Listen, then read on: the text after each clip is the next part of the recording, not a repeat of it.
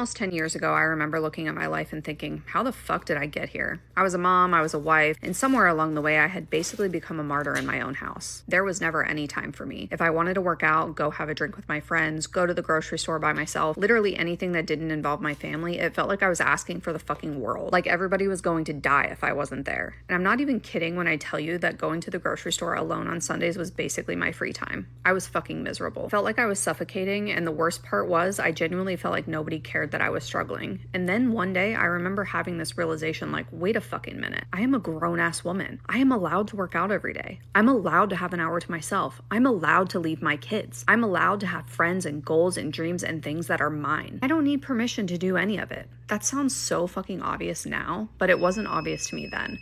Because for years I kept saying I don't have time, and eventually I realized that wasn't actually the problem. I had built a life where everybody else's time was automatically more important than mine. Everybody else's needs came first. Everybody else's schedule came first, and whatever was left over, that was mine. And usually there wasn't shit left, so I started changing it. And honestly, one of the first things I wanted back was the ability to take care of myself. I wanted to work out. I wanted mornings that didn't immediately belong to everyone else. I wanted time to figure out who the fuck I was outside of being a mom and a wife, because I love my kids more than anything. But eventually, they're going to grow up and leave. And I realized I did not want to spend 20 years building their lives, wake up when they were gone, and realize I had no fucking clue who I was anymore. So I stopped trying to find time, and I started figuring out why there was never any time for me in the first place, and that changed everything. I started setting boundaries, I stopped asking for permission, and I started putting myself on the calendar before every crack of my life got filled with somebody else's shit. And little by little, I built a life where mornings like this became normal, which is kind of wild when I think about the woman who used to consider grocery shopping alone self-care. And honestly, that's a huge part of why I talk about this shit so much now. Because if you're sitting there thinking there's no room in your life for you, I know exactly what that feels like. But I also know there's a way out of it. And once you see it, you can't unsee it.